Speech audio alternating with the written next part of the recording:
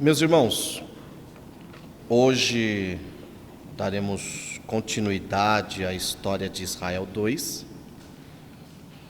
Na ocasião, nós falaremos desde o final do reinado de Jeroboão I, ou só Jeroboão, até o final do Reino do Norte, Do Reino do Norte. A fim de introduzir o tema, eu coloquei aqui esse pensamento. O profeta Aías havia profetizado a destruição da casa de Jeroboão e o Senhor cumpriu a sua palavra. Está registrado em 1 Reis, capítulo 14 e o versículo 14. Conforme estudamos nas lições anteriores, Jeroboão, de servo, de comandante de Salomão, ele é chamado por Deus, designado por Deus, para ser rei da maior parte das tribos de Israel. Deus já havia falado para Salomão, enquanto ele estava vivo, de que o reino seria dividido, e que Deus só não faria aquilo enquanto Salomão estivesse vivo, por amor a Davi e a Jerusalém. Porém, Salomão morrendo, Deus falou: eu farei uma grande obra, E vemos que a divisão foi uma forma de Deus castigar a nação de Israel, que outrora era uma nação única, e passa a ser dois reinos. Reino Sul, com as tribos de Judá e Benjamim, por elas serem muito próximas uma das outras, fala-se de uma única tribo, por assim dizer. E o Reino Norte, com a maior parte, 10 tribos, que após um pedido ao rei Roboão, filho de Salomão, Roboão age de forma muito soberba, áspera, e ali o povo de Israel, as 10 tribos, falam: olha, nós não temos mais nada com a casa de Davi, porque a casa de Davi definitivamente não nos tem como israelitas, como herdeiros seu. E aí eles ungem e levantam Jeroboão primeiro. Jeroboão, aquele que nós estudamos na aula passada, e vimos que trouxe inovações, inovou o culto, trocou o lugar de culto de Jerusalém para Dan e Betel, colocou ali aqueles 2 bezerros, e nós fizemos uma análise a partir do hebraico, mesmo sendo um curso básico, mas eu trouxe para vocês essa explicação, que eles tinham a ideia de que aqueles 2 bezerros eram a imagem de Jeová que havia descido do céu, semelhante às tábuas que Moisés recebe no monte. Então Jeroboão, ele recebe uma promessa de Deus de que, se fosse fiel, Deus o perpetuaria, o estabeleceria a sua linhagem no trono. Mas nós vemos que Jeroboão, assim que assume, com medo de perder o reino, ele começa a trazer uma série de inovações. Jeroboão não confiou no Senhor.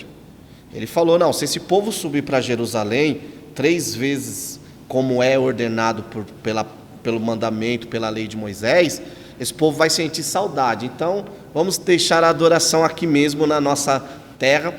E Jeroboão, ele inova também ao se intitular ou copiar os costumes dos reis das cananeus, que eram o quê? Eram reis, sacerdotes e divinos. Então, nós vemos ali uma introdução à adoração ao rei como divino, algo que Deus não havia. Lá em Deuteronômio 17, nós vimos que Deus já havia prometido um rei para a nação. Deus daria o rei. Esse rei nós sabemos que seria Davi. Só que o povo não esperou, e o padrão de rei que Deus tinha designado para o seu povo não era o padrão que Jeroboão estava sendo, Jeroboão reina 22 anos, ele morre, e aí ele inaugura um slogan, Qual que era o slogan? Se você ler o final da vida dos 19 reis de Israel, Reino Norte, Ao final está escrito: e andaram no caminho de Jeroboão e pecaram, né? Eu até coloquei aqui, a fim de gráfico, uma comparação dos reinos, dos reis do reino norte e do reino sul. E aqui é a lista de reis do reino norte, mal, não teve um bom. Até mesmo o próprio Jeú, que exterminou a casa de Acabe, os profetas de Baal, ele andou nos caminhos maus de Jeroboão. Então assim, e outra coisa, e não foi por falta de não ter homens de Deus, né? Por quê? De profetas, falar de profetas não literários: Jeú, Elias, Micaías, Eliseu, Jonas, Amós, Oséias e Miqueias. Foi por falta de profeta bom? Foi por falta de instrução? Não, é que os reis eram ruins mesmo, eles eram maus, entendeu? Então, nós vemos o quê? Que esses 19 reis, né, aqui está a lista que vocês receberão e os seus respectivos inícios de anos, né, eles todos fizeram o que era um mal. Morto Jeroboão I, reina Nadab, seu filho. O filho de Jeroboão, ele reinou por 2 anos apenas, de 910, né, a 915, né? Nós vemos aqui então, Jeroboão reinou 22 anos, morreu. Após isso, vamos traçar aqui uma linha do tempo, de Jeroboão a Orim. De Jeroboão, depois de Jeroboão, Orim é um dos reis mais importantes, e eu vou explicar para vocês o porquê, tá bom? Mas vamos lá, o filho de Jeroboão, Nadab, ele reina por 2 anos. O que Nadab fez de importante, né?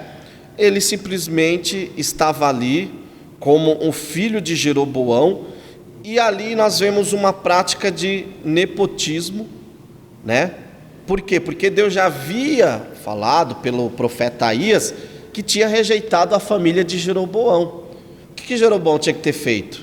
Ô meu filho Nadab, você não vai reinar porque Deus falou que a nossa casa foi rejeitada. Porém, como acontecia nas outras nações, Jeroboão morreu, seu filho assume automaticamente.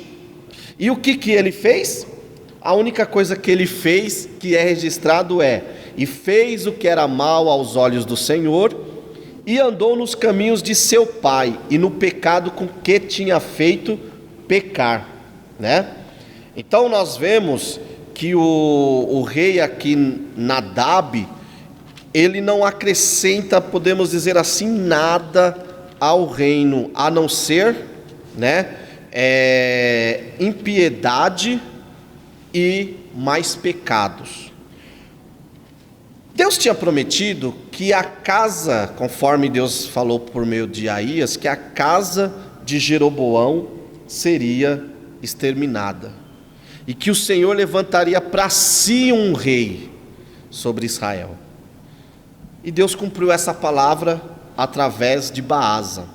Baasa, ele conspirou contra Nadab, né?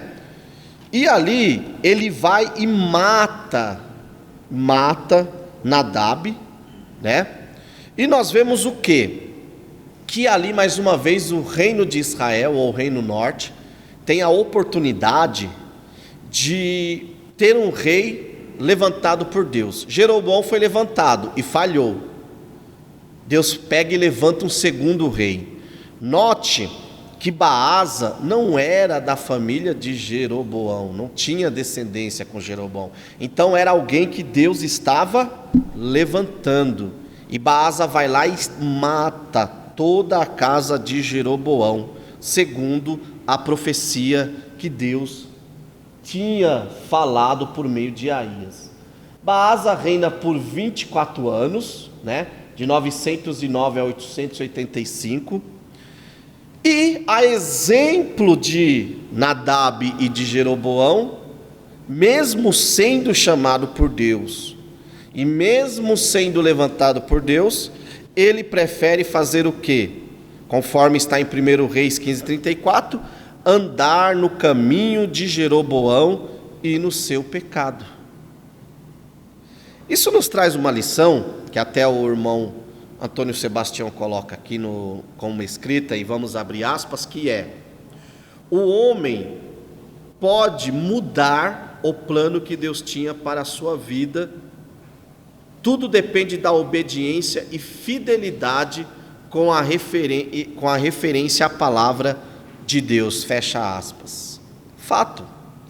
Deus tem um chamado na minha vida. Se eu andar conforme ou de acordo com esse chamado, meu irmão, Deus cumprirá o que Ele falou. E se eu não andar? Deus me chamou para ensinar a palavra. Eu tenho que andar conforme a palavra que Deus me deu para ensinar. E se eu não viver conforme essa palavra? Eu posso mudar. Aí eu me torno um falso mestre, um apóstata da fé, um desses doidos que aparece aí, que você fala, rapaz, mas era tão bom, e por que foi por esse caminho? Está aqui Baasa para nos ensinar. Começou bem, cumprindo o que Deus tinha falado, que era o quê? Exterminar a casa de Jeroboão. Porém, ele mudou esse plano de Deus, fazendo o que era ruim. E aí, conforme eu coloquei aqui, Deus pega e levanta o profeta Jeú, né? Irmãos, é muito importante quando nós vamos estudar personagens bíblicos. Por isso que eu utilizo muito esse método, sabe? De colocar cronograma, colocar em planilhas, ou fazer divisão, mapa mental. Por quê? Porque é como a história do rei Oséias, que foi o último rei do norte, que eu contei para vocês, que uma vez eu ouvi uma pessoa ali de forma inocente, ou sei lá, empolgada, dizer: irmãos, o profeta Oséias foi tão abençoado que ele foi profeta e rei. É uma confusão. Esse profeta Jeú não é esse rei aqui, viu? O 10º rei da parte do reino do norte. Esse profeta Jeú é um profeta, né? É um profeta. E aí ele chega e diz para Baasa: olha, eu te levantei do pó, ou seja, eu te peguei, você não era conhecido, e te coloquei como chefe do meu povo. Porém, você andou nos caminhos de Jeroboão, não valeu de nada. A tua descendência farei como a casa de Jeroboão, e o que sobrar da tua descendência ou da tua casa, os cães comerão. Pode ver, irmão, que Deus, vamos usar um vocabulário popular, Deus engrossa a voz, né? Porque Deus falou: olha, eu vou exterminar. Mas aqui Deus já fala: olha, isso é um sinal, o que sobrar da tua casa, os cães comerão. Não vai sobrar ninguém. Eu não preciso levantar ninguém para ir atrás dos teus, porque eu te levantei do pó. Ou seja, você não tinha sangue real, você não era da realeza, te coloquei como rei, e você, em vez de obedecer, você fez o quê? Andou nos caminhos de Jeroboão, né? Então, nós vemos que não só Baasa, mas todos os seus descendentes, aconteceu isso. A exemplo do que foi com Jeroboão, você lembra? Jeroboão recebe a palavra: ó, a tua casa não reinará mais. Qual que seria a postura certa de Jeroboão? O meu filho Nadab, vai procurar outra coisa para fazer. Não era assim? Não deveria? Baasa a mesma coisa, ele reina 24 anos, só que em vez de ele chegar para o seu filho Elá e falar: olha, ô meu filho, você é um bom menino, estudou e tal, procura outra coisa para fazer, não. Mais uma vez, né, o nepotismo ali. E o nepotismo para o mal, por quê? Porque o filho do rei Baasa assume e reina por um período de 2 anos, entendeu? De 2 anos. E aí nós vemos que o filho de Baasa, por melhor preparado que ele fosse, porque ele era o quê? Um militar, ele não era alguém despreparado, ele tinha os requisitos, mas ele tinha falhas de caráter, né? que não o permitia ser rei. Primeiro, ele era uma pessoa entregue ao álcool. Mas aí eu lembro quando eu leio a história de Elá, de Beltesazar, filho, né? Ele está lá embriagado e o seu reino já está sendo tomado. Mas ele estava tão alcoolizado, tão envolvido naquela festança, que ele não consegue perceber que o seu reino tinha acabado naquela noite, conforme a palavra que Deus escreveu na parede e deu a interpretação para Daniel, né? Então nós vemos o quê? Que um servo de Elá, o Zirim, ele conspira contra ele, só que ele está tão bêbado que ele não consegue perceber, entendeu? Ele não consegue perceber. E aí nós vemos que Elá morre, se cumprindo também aquilo que Deus havia falado por meio do profeta Jeú. Zirim, ele reina por uma semana, né? Zirim, ele traz ali uma rebelião, né? Um meio que Deus encontrou para ele executar a sentença de juízo sobre a casa de Baza, né? Por quê? Porque nós vemos que ele mata o rei Elá e mata todos os descendentes de Baza, ou seja, ele não deixa um vivo.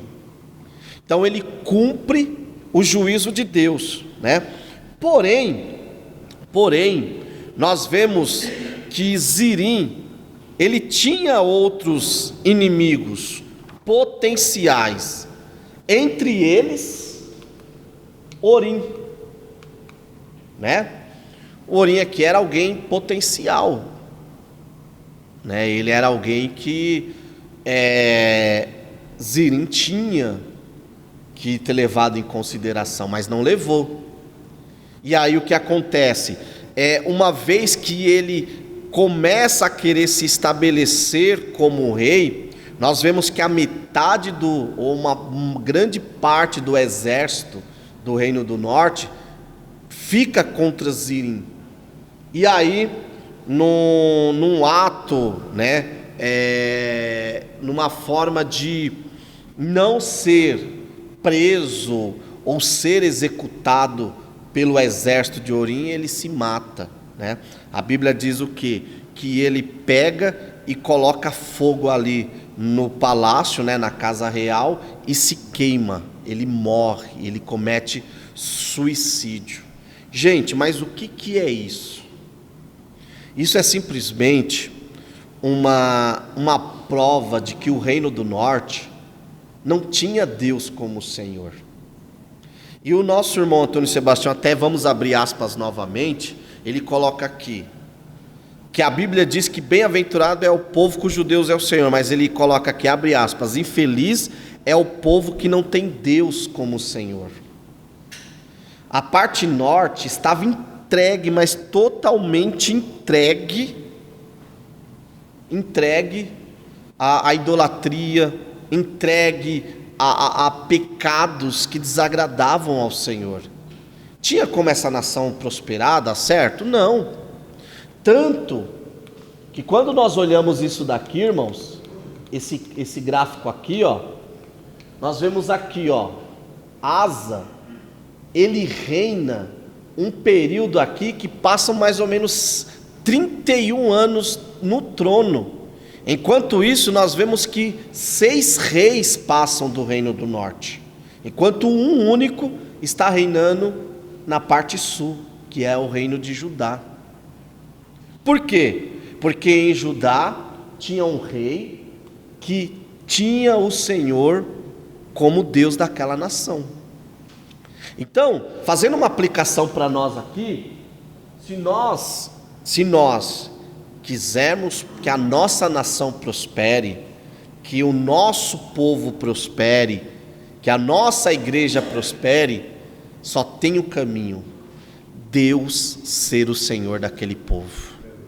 Não tem outro caminho. E aqui está o resultado. Deus, por meio desse suicídio, dessa bagunça. Você imagina, irmão, olha, em uma única semana, vamos colocar aí um período de 2 semanas, o filho de um rei que reinou por 24 anos é morto, assassinato.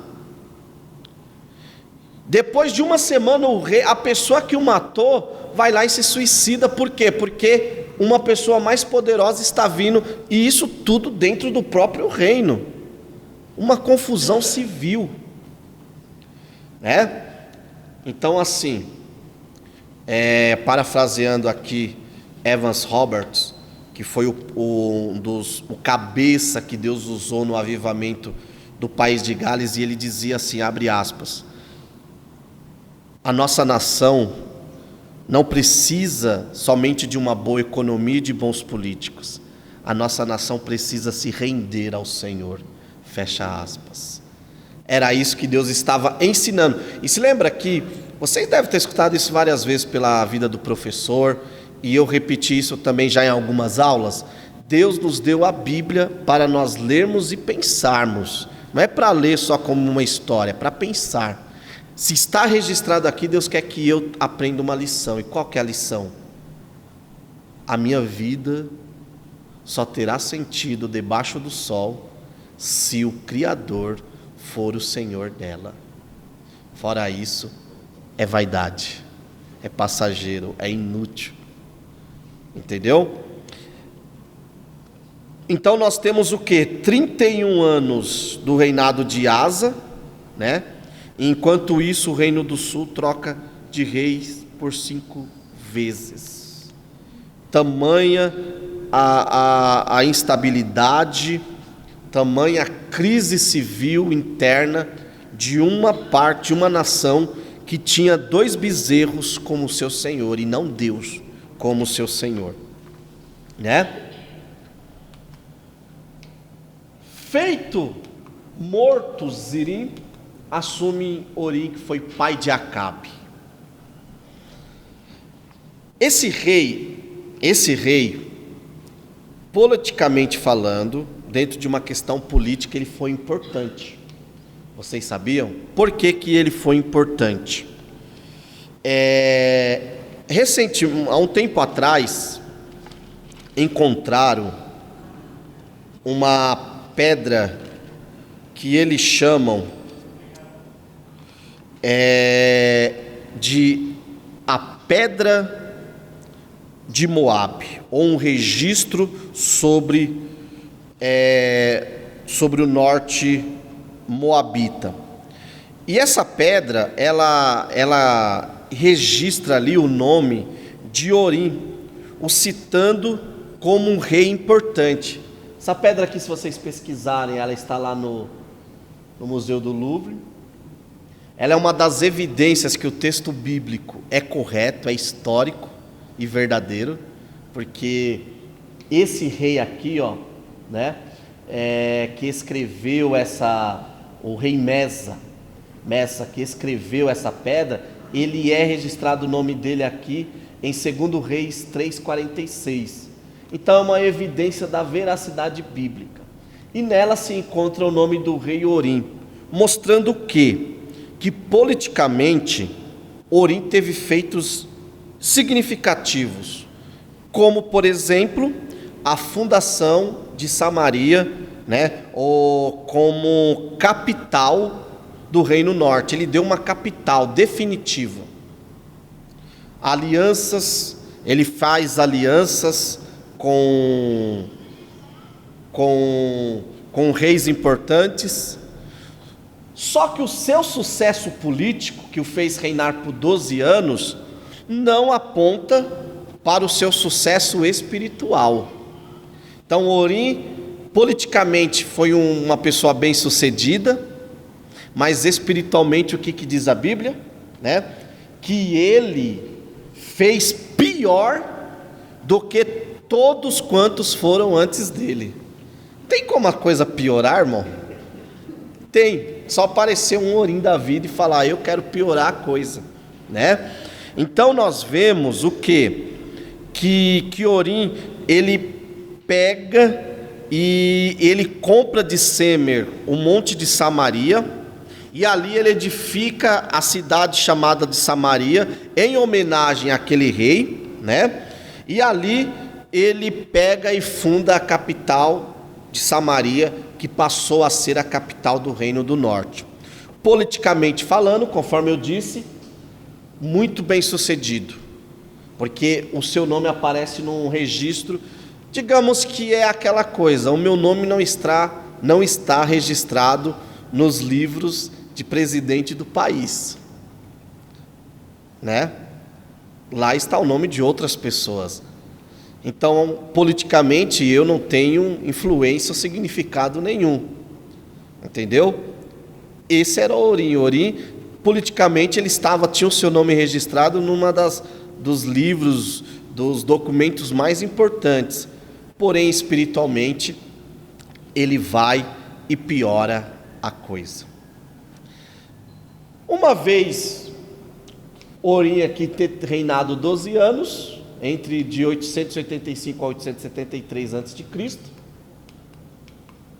Aqui está a tabela, né? Eu já mostrei para vocês, né? Aparece na história Acabe. Quem não conhece Acabe, né? Fala de rei ruim, Acabe aparece na lista. E não era para menos. Só que Acabe, irmão, você lembra que eu falei? Pode piorar? Acabe conseguiu piorar a coisa que o seu pai já tinha piorado. Para você ver o nível que os reis estavam. Cada vez que entrava um rei no Reino do Norte, viu? O Reino do Sul teve reis bons. Mas no Reino do Norte, cada vez que um novo rei assumia, parece que o pecado ia aumentando. Aparece na história aí um homem chamado Acabe. Acabe reinou ao todo 21 anos, entre o ano 874 a 853 a.C., né? Digamos que politicamente, como seu pai, ele foi um rei muito poderoso. Haja visto o seu casamento com Jezabel, viu? Quer saber se um rei, quando você lê a Bíblia ou lê um livro de história, quer saber a importância daquele rei? Basta ver com quem ele se casou. Os casamentos antigamente, nas questões políticas, eram contratos políticos. Mais uma vez, indo contra o que a Bíblia designou, né? A mulher não foi criada para ser um contrato político. Minha esposa não é um contrato. Minha esposa é a minha ajudadora. É a que edifica o meu lar junto comigo. É a que está ao meu lado. Então veja só como que está registrado para mostrar, irmão, o que o pecado faz. O pecado distorce os valores que Deus estabeleceu. Então, quando você vê Acabe, você pode olhar e falar, Acabe foi um fracassado. Politicamente falando, não. Ele se casa com Jezabel. Quem não conhece Jezabel, né? Ele se casou com Jezabel. Quem era Jezabel? Uma princesa de um dos reis, né? Filha de um dos reis mais poderosos que haviam, que era do Império Fenício, Sidom. Então ele não se casou com qualquer uma. Então politicamente ele era poderoso. Porém, Acabe, ele foi o quê? Ele se destacou mais na leitura bíblica que você pode fazer de 1 Reis, do 16, do 29 e 30. Ele se destaca mais pela sua fraqueza moral e pela sua fraqueza espiritual e pela sua apostasia. Acabe, ele mostra um caráter fraco. Quem que manda no lar de Acabe? Sua esposa, né? Aí tem um pastor bem conhecido que ele fez uma palestra há muito tempo atrás sobre o homem, a mulher abacaxi, o homem banana. É basicamente isso, irmão. Jezabel era um abacaxi, né? E Acabe era um homem banana, um homem que não se posicionava. Mais para frente falaremos sobre Nabote. Aquilo ali é o caso, é o estudo de caso sobre a personalidade fraca de Acabe. Não conseguia resolver os problemas, vou chorar para minha esposa resolver, né? E aí, nós temos dentro da história de Acabe dois homens aqui antagônicos. Nós temos por um lado um Acabe que é um rei, né? Um rei que tinha tudo para fazer a nação voltar a dar certo. E nós temos Elias. Não falaremos a fundo da sua vida hoje, porque as lições 5 e 6 tratará melhor os pormenores, mas é impossível não falar de Acabe e não lembrar de Elias, né? Ou falar de Elias e não lembrar de Acabe. Parece-me, quando eu vejo a história de Acabe, que Deus coloca diante de nós dois homens e fala assim, ó, você escolhe o homem que você quer ser. O homem que anda na minha presença, politicamente não tem tantos poderes, porque Elias era um profeta, Acabe era o rei, mas a palavra de quem tinha mais peso? De Elias. Isso lembra Saul e Samuel, não foi? Saul falou para Samuel, vai lá me honrar, porque eles te respeitam mais do que a mim, irmão. O que define espiritualmente, viu? O que define a sua autoridade não é a posição que você está, mas o quanto você tem intimidade e vida com Deus. Acabe, ele podia ser poderoso, como era poderoso, podia mandar matar Elias a hora que quisesse, mas espiritualmente ele não tinha autoridade nenhuma. De Elias não precisa nem falar, né, irmãos? Não precisa nem falar. Então nós temos aqui um casamento. Veja só, Acabe assume e ele logo de cara já começa fazendo o quê? Ele já começa quebrando mandamentos. Porque lá em Deuteronômio, Deus tinha falado, Deuteronômio capítulo 7, versículo 2 e 4, dizendo: quando vocês entrarem na terra que eu der aos vossos pais, vocês não casem e nem dêem os seus filhos ou suas filhas para se casar com ninguém lá. Por quê? Porque quando isso acontecer, eles farão vocês se desviarem dos meus caminhos e farão vocês servirem a outros deuses. Vamos lá, por que que Acabe foi pior do que Jeroboão, do que Orim, do que os outros? Se lembra, Jeroboão ele estabelece uma nova religião, ele coloca lá 2 bezerros. Acabe, ele olha para os 2 bezerros e diz: é muito pouco. Ele começa a servir os deuses daquelas outras nações. Nesse sentido que ele foi pior.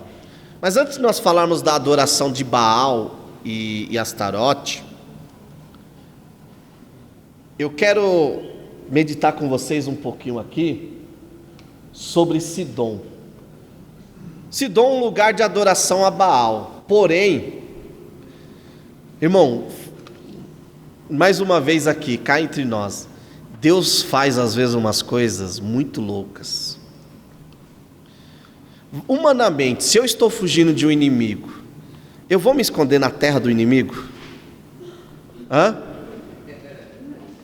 O que Deus fala para Elias? Elias, você vai se esconder na terra do inimigo. Quando, e aqui entra uma matéria que eu adoro, viu? Geografia bíblica.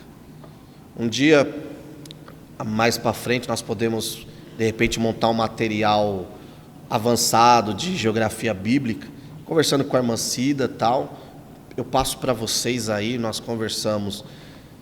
Por quê? Porque a geografia bíblica, quando estudada, ela me mostra como que Deus age na história, irmãos. Vamos lá.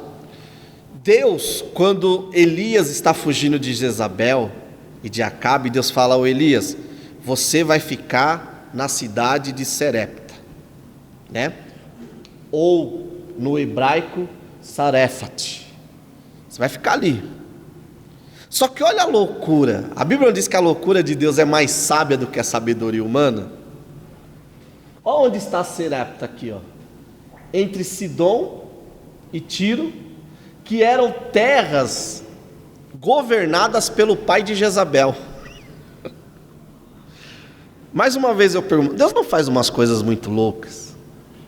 Como que pode? E assim, o pior, eu estava hoje ainda à tarde revisando o material, eu comecei a rir, e aí eu pensei comigo, o pior, assim, o mais cômico disso tudo, não é Deus falar para Elias, ô Elias, vai lá, se esconde lá, porque eu preparei uma viúva.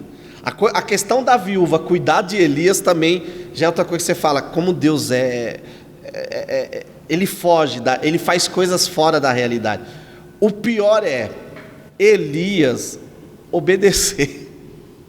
Porque cá entre nós, irmão, se eu estou fugindo, por exemplo, de um inimigo aqui em Santo André, e Deus fala assim, ó, o seu inimigo é ali da Sacadura Cabral. Você vai ficar ali perto do Sesc, que é do outro lado da Sacadura Cabral. Você vai se esconder ali no Sesc, na Vila Palmares. Fala para mim, irmão, se eu iria. A grandeza, a comunhão de Elias.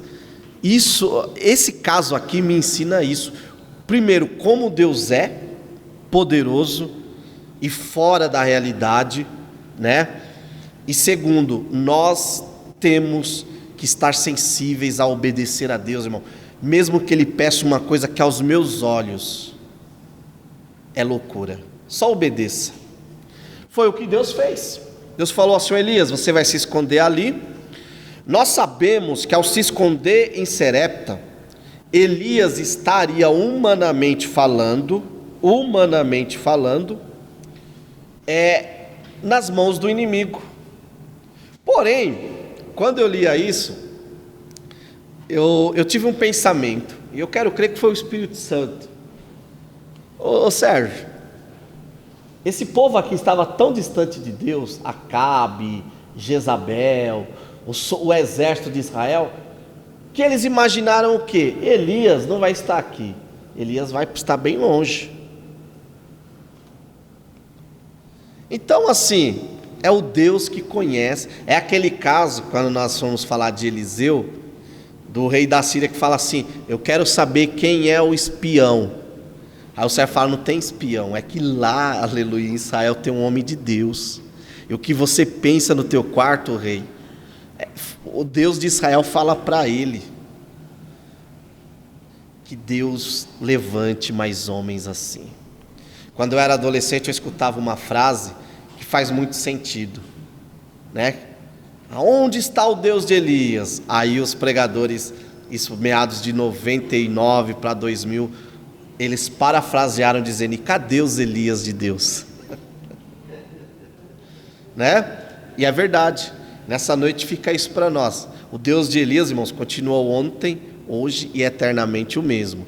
Mas e os Elias de Deus? Eles estão aqui nessa noite? Glória a Deus, né? E Deus faz essas coisas, e Elias não foi o único caso, né? O irmão até cita aqui o caso de Joás, que Deus fala para ele se esconder no templo que estava no domínio da rainha Atalia, que era filha, que queria matar ali todos os descendentes da família real. Então veja só como que Deus, irmãos, Ele trabalha. Então o que fica para nós nisso daqui é o seguinte: Deus falou para você se esconder, fazer, ir, ficar parado, continuar na empresa, só fique.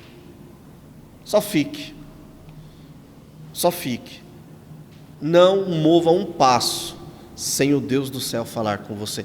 E Elias, nós vemos que Deus fala para Elias, Elias, volta lá agora para Acabe, porque agora eu vou mostrar quem é o Deus de Israel. Aleluia, né? Então é isso daqui. Atualmente, né, essa Sarepta, ela fica localizada atualmente ali no Líbano, né? Então nós vemos o quê? Que Deus, Ele continua trabalhando. Vamos continuar aqui o nosso texto e falar de Jezabel. Quem foi Jezabel? Primeiro, eu preciso entender que o casamento de Jezabel e Acabe era proibido pela lei. Está aqui o texto de Deuteronômio 7, do versículo 2 ao versículo 4. Acabe, não satisfeito em casar com uma mulher que Deus tinha proibido, ele ainda pega e serve a Baal e se curva diante dele. Daqui a pouco nós falaremos sobre esse Baal. Então veja só como que as duas situações que acontece aqui. Ele casa e ele se curva diante do Deus de Jezabel. Mas quem foi Jezabel? Quem foi Jezabel? Jezabel era uma princesa dos Sidônios que se casou com o rei Acabe. Esse casamento ocorreu como um tipo de compensação pela hostilidade de Damasco contra Israel. Entendeu? Então veja só que esse casamento, segundo alguns historiadores, ele acontece devido a um acordo que o pai de Acabe tinha feito lá com o rei de Tiro. Jezabel era uma mulher devota de Baal Melcarte, o deus cultuado na Fenícia, ou apenas Baal. Quando casou-se com Acabe, foi feito um tratado. Olha só como é bom você entender, porque assim, Jezabel casou com Acabe e ficou, não, no casamento já foi feito o acordo de que ela continuaria em Samaria, ou seja, em Israel, adorando o seu Deus nativo. Isso está em 1 Reis 16, do 31 ao 33. E aí Jezabel, não contente em continuar adorando o seu Deus Baal, ela convence Acabe para edificar santuários, né? E com isso ela traz o que? Também seus sacerdotes, tanto de Baal e os sacerdotes de Azera, né, o Astarote, daqui a pouco veremos. E esses profetas, né, eles são sustentados pelo dinheiro público. Ou seja, o povo, coitado do povo, trabalhando para pagar impostos para Acabe, para que os luxos de Jezabel fosse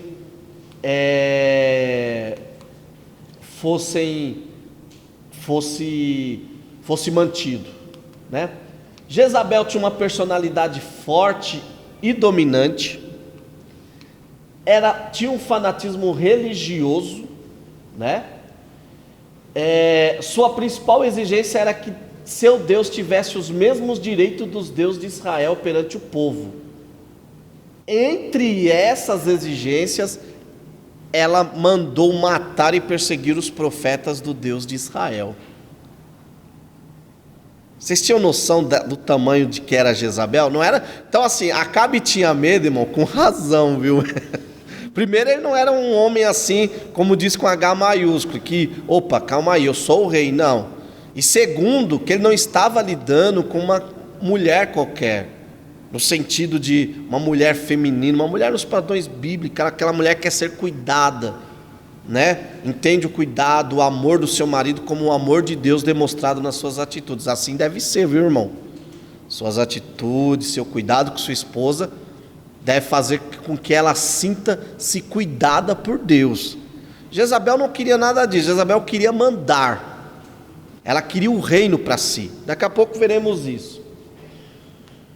Nós vemos que ela tinha uma forte influência sobre Acabe, né? Ela teve 3 filhos com Acabe: Acasias, Jorão e Atalia. Inclusive, Atalia, ela foi a esposa de Jeorão, filho de Josafá, que inclusive levou a idolatria e os costumes reprováveis para Judá. Olha, irmão, como que essa mulher ela não estragou somente o reino do norte, por intermédio da sua semente ou da sua descendência, Judá também cai nos mesmos pecados do reino norte, adoração a Baal. Nós vamos estudar sobre o reino sul, e tem uma imagem que é condenada por Jeremias no capítulo 19. Irmão, o reino sul, eles inovam em cima da adoração a Baal. Ou seja, a adoração a Baal já era horrível, degradante. O reino sul vai e inova em cima daquilo, colocando coisas piores. Mas isso por conta de quê? Da influência de Atalia, que era filha de Jezabel, né? Então Jezabel era uma mulher dominadora, uma mulher entregue à idolatria, né? E além disso, rebelde, não aceitava não como resposta. Quando o Nabote falou não, ela foi lá e mandou matar. Não quero nem saber. Vou matar, exterminar. Era uma mulher rixosa, criadora de contendas. Quanto mais ódio, quanto mais contenda, melhor para Jezabel. Manipuladora, conseguia corromper o bem e mal. Na ocasião de Nabote, ela chama os anciãos e fala: olha, vocês falarão contra Nabote, mas não tem nada para falar, mas fala, inventa. Vaidosa. E a vaidade aqui não estou falando do brinco, não. Ela era uma pessoa sem equilíbrio na sua intenção de chamar a atenção. Alguns historiadores dizem, o meu comentário hebraico que eu tenho, alguns historiadores dizem que Jezabel, inclusive, era uma das sacerdotisas, né? Vocês já entenderam, né? Temos crianças que vocês já entenderam, de Baal e de Azera. Ou seja, ela era uma mulher entregue às orgias. Essa era a esposa do rei Acabe. Essa é a mulher que Salomão vai dizer que o coração é como laços de morte. É essa mulher, irmão. Entendeu, meu irmão? A mulher que tem a sua esposa, não. Sua esposa, ela é uma bênção. Ela deve ser tratada bem, deve ser cuidada. Mas Salomão, antevendo, já escreve: ó, há mulheres que o coração é laço de morte. E foi laço de morte para uma nação. Jezabel não conseguiu só matar foi uma nação inteira, né? Porque de Acabe para frente a coisa só piora. Soberba, acabou? Não. Vamos falar, ó, soberba, impulsiva, não tinha domínio sobre as suas emoções. O texto de Nabote, no hebraico, quando fala que ela grita, o texto hebraico sugere ali, irmão, que é como se ela te rasgasse as suas vestes, escandalosa mesmo, não tinha controle das suas emoções, só porque recebeu um não, né? Sedutora, desobediente. Você sabia que ela tomava ações a respeito do reino sem o consentimento de Acabe? O caso lá de Nabote, que ela chama os anciãos, Acabe não estava sabendo. Lê o texto, você vai ver que ela escreve a carta, né? Sem o consentimento de Acabe, assina com o seu anel ali e manda ver. Não tem obediência, né? Vingativa, não precisa nem falar, né? Iracunda e mentirosa. Tudo isso era Jezabel. Tudo isso era Jezabel. E note uma coisa que eu acho interessante nos reis de Israel, a partir de Salomão, é que parece que casar com mulheres idólatras meio que virou moda, né? Porque Salomão, ele casa com mulheres e a própria filha do faraó, e ela continua adorando os seus deuses e edificando os seus altares. Então, veja só como que o pecado, ele distorce aquilo que Deus falou. O casamento já era proibido. Não bastasse casar ainda, Acabe, ele se entrega à adoração aos seus deuses. Inclusive o texto de 1 Reis 16:31 mostra que Acabe foi o primeiro do reino do norte a se submeter à adoração de Baal, né? Tranquilo? Conheceram Jezabel? Né? Não à toa que o próprio Jesus, irmãos, numa alusão a uma situação que acontecia em uma das igrejas ali da Ásia, falou: olha, eu tenho contra vocês que tolera o espírito de Jezabel, né? Aí tem uma discussão se era uma mulher ou se era uma situação. Eu partilho da ideia que era uma situação que acontecia, e Deus está falando: vocês estão tolerando o que no meio da igreja? Estão tolerando mentira, desobediência, sedução, soberba, entendeu? Estão tolerando rebeldia, estão tolerando contenda, vaidade, manipulação. Vocês estão tolerando tudo isso. E eu vou colocar os que estão tolerando na cama. Irmão, com o espírito de Jezabel não tem que ter conversa. Uma vez eu estava conversando com o irmão falou: irmão, Jezabel comigo é igual Jeú.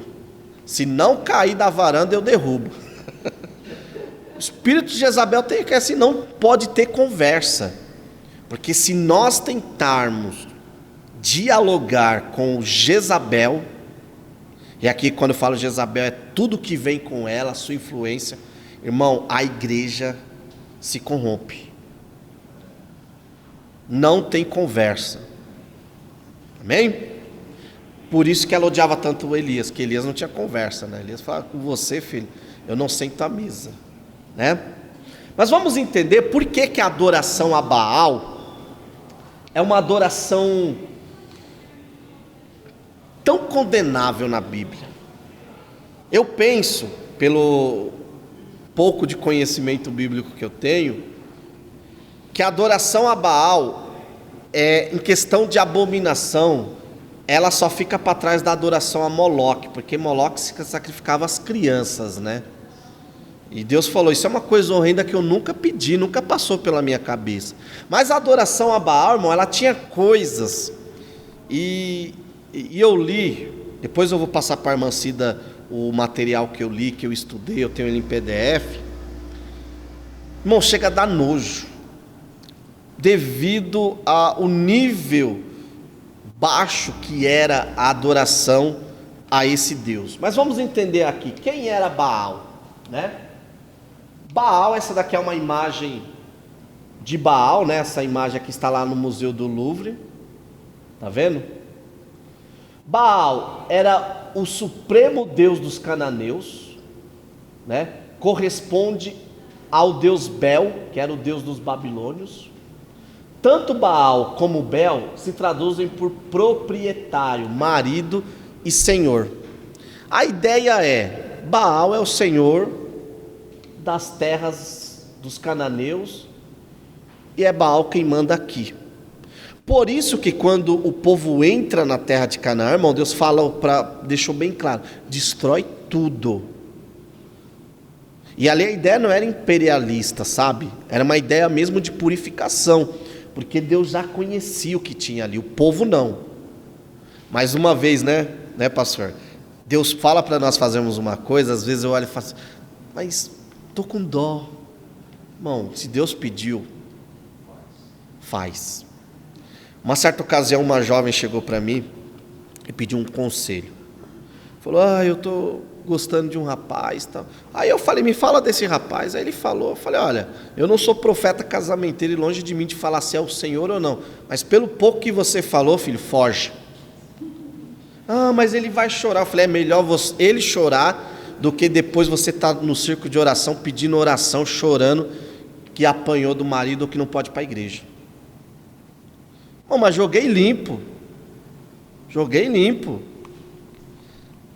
Aí ela continuou o namoro. Aí no meio do namoro houve uma traição por parte dela. Aí ela viu, eu falei: olha, Deus foi tão misericordioso que você ainda descobriu. Você imagina se isso vai? Então assim, irmão, às vezes Deus pede coisas, né, meu irmão, e a gente fica com dó. Mas não, irmão, se Deus pediu, faça. Deus sabe. Quando Deus pediu é porque Deus sabia que lá, tinha um culto institucional, que é uma outra coisa, viu? O culto do povo israelita, aqui na ocasião, né, era um culto enquanto em termos de organização, por causa do Templo de Salomão, comparado às outras nações, vamos dizer, um culto novo. A nação de Israel era uma nação nova comparada àquelas nações. Então, aquelas nações já tinham tudo certinho, o que cada um fazia. O povo de Israel tinha, mas eles tinham a dificuldade ainda de assimilar. Entendeu? Aí vamos lá. Então, Baal significa o quê? Senhor, né? O Deus, ou Baal adorado lá no meio do cananeus, era o Baal Semaim. Sabe por que Semaim? De sêmen.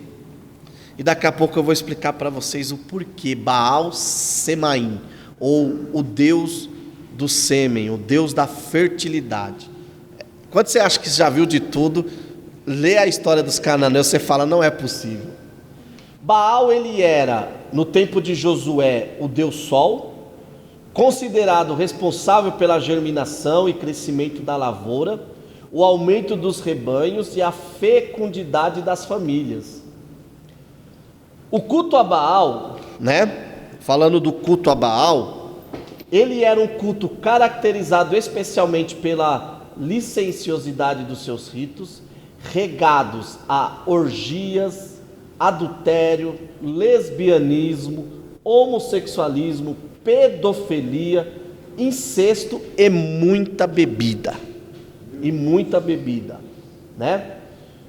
A religião gerou numerosos sacerdotes e sacerdotisas com suas cerimônias, incluindo a queima de incensos, oferenda de sacrifícios, ocasionalmente, não era a regra, mas ocasionalmente até mesmo vítimas humanas. Os sacerdotes oficiantes, aí você vai entender os profetas de Baal. Você lembra que uma hora Elias fala assim, mas vocês estão se cortando, estão fazendo isso, para com isso, talvez Baal está dormindo e tal. Por que todo aquele ritual dos profetas de Baal no confronto Elias e eles? Os sacerdotes dançavam ao redor dos altares, cantando freneticamente e cortando-se com facas para inspirar a atenção e a compaixão de Baal. Alguns jovens consagrados a Baal eram esmaculados para servir através da sodomia. A Bíblia liga Baal como Belzebu, um dos anjos caídos de Satanás. Esse é um dos possíveis templos que a arqueologia encontrou, recente. Então essa era a religião de Baal, né? Um deus da fertilidade, um deus do tempo e um deus que exigia grosseiramente um culto sexual e perverso. Você lembra que eu falei do Baal Semaim ou sêmen? Por quê? Os cananeus diziam que a chuva era o sêmen de Baal caindo na terra e a terra passava a ser fértil. Por isso que eu falei, quando você acha que você já viu de tudo, acontecem essas coisas. O tamanho da imaginação. E por que a idolatria ou a adoração a Baal, irmãos, ela teve fácil assimilação em Israel e naquela região toda do Oriente Médio? Por 3 motivos. Primeiro, né, o casamento misto com os cananeus, que em sua expressão mais grave temos aí o rei Acabe com Jezabel. Então, foi bem assimilado primeiro pela união conjugal. Segundo, a participação em festas pagãs e que fomentavam pecados sexuais. Entendeu? Quando nós falamos de festas pagãs, nós vemos o quê? O clima da região fortalecia o culto a Baal. Calma aí. A minha região aqui do Oriente Médio, né, é um clima que as chuvas cessam em março ou abril e só retornam entre outubro e novembro. E aí eu tenho um Deus que pode me salvar, mandando muita chuva. E aí, irmão? É facinho, não é? O homem não tem muito dessa. Eu preciso de um Deus. Baal é o Deus que eu preciso, né? Israel era um país agropastoril, ou seja, precisava da terra e precisava da chuva. Só que Deus tinha falado já para Israel, por meio de Salomão, por meio, né, isso está lá em Crônicas 7, por meio do próprio Moisés, lá em Deuteronômio, quando fala das bênçãos e das maldições, falando: no dia que vocês me abandonarem, eu cerrarei o céu. Ou seja, Deus deixou bem claro para Israel que quem mandava no tempo era Deus.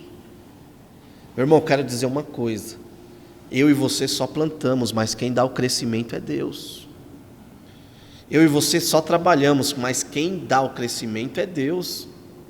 E Deus deixou isso bem claro para Israel: Israel, vocês precisam é de mim.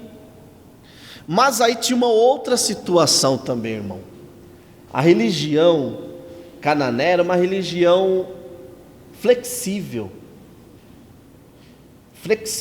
e a religião judaica tinham exigências. O irmão Antônio Sebastião finaliza essa lição na página 68, colocando uma coisa aqui que eu achei interessante, que hoje nós não colocamos imagem de Baal e Astarote em nossos cultos, mas nós colocamos outras coisas, né? Eu diria que essa libertinagem, essa relativação do sagrado, é o culto que muitas denominações, muitas das vezes nós estamos oferecendo a Baal. Irmão, o culto tem que ser conforme Deus pediu. Eu não tenho autoridade para mudar o que Deus pediu. Deus pediu em espírito e em verdade. E Deus colocou regras: sede santo. O sede santo é do Antigo Testamento. Não, Pedro vai falar várias vezes: sede santo, como santo é o vosso Deus.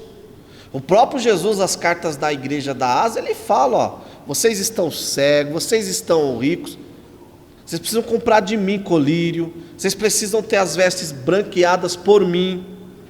O padrão, irmãos, é o padrão que Deus deu. Entendeu? A pregação tem que ser o padrão bíblico.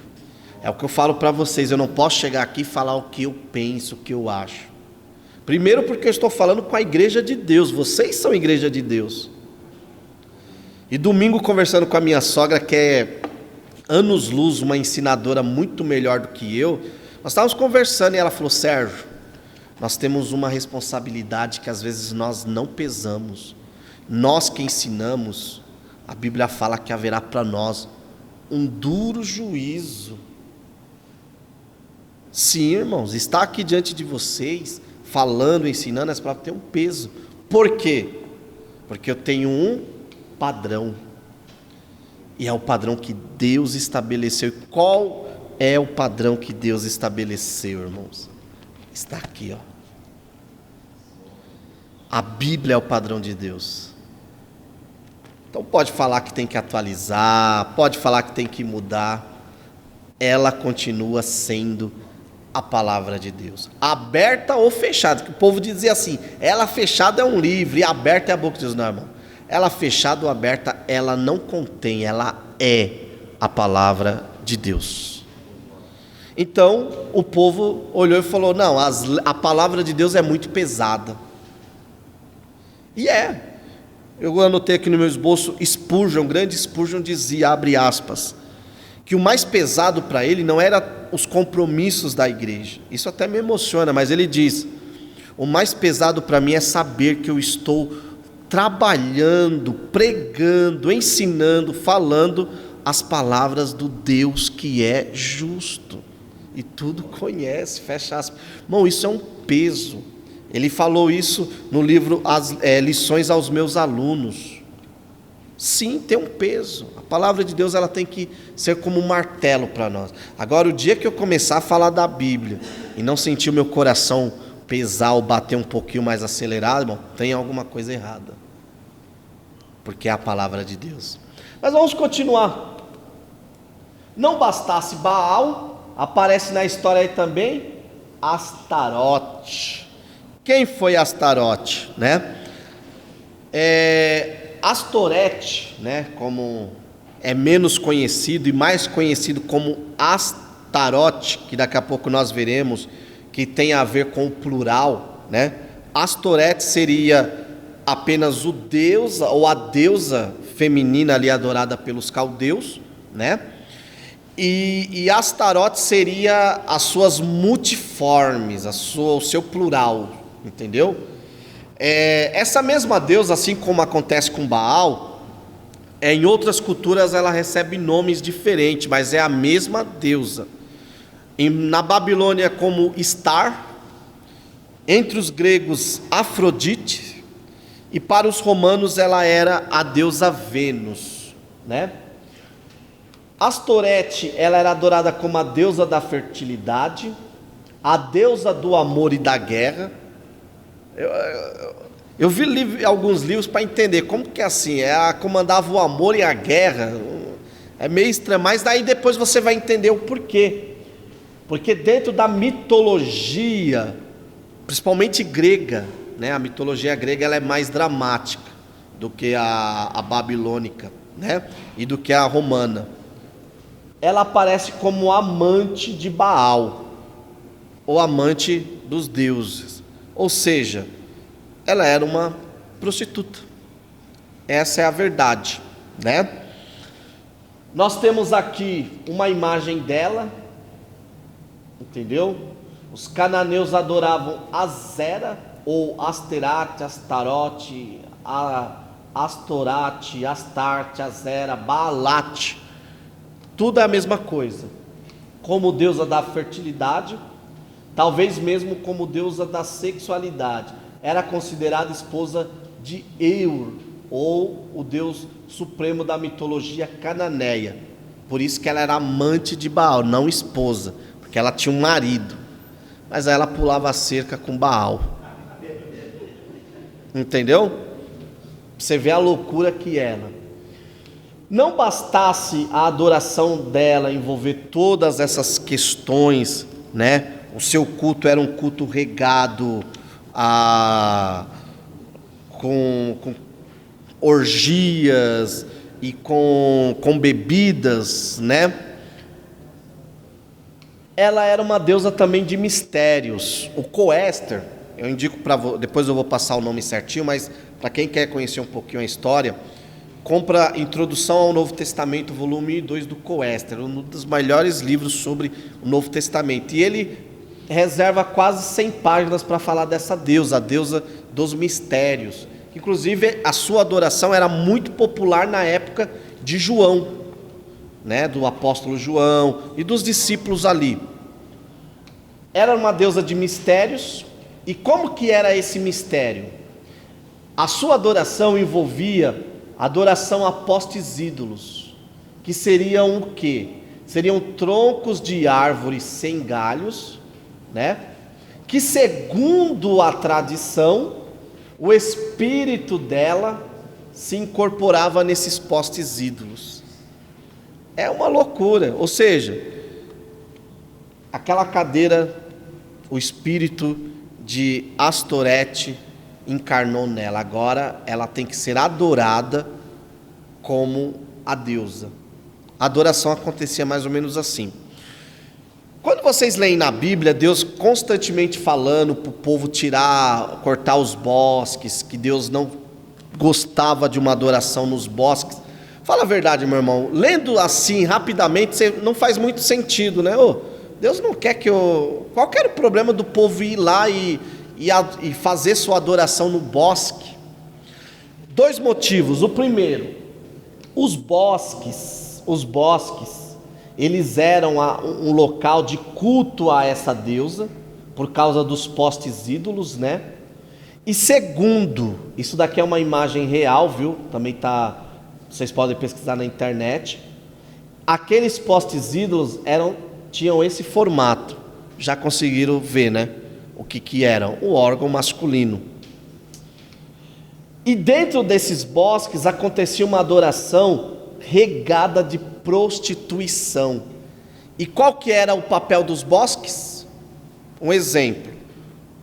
O fulano está lá no bosque adorando a deusa e o deus Baal.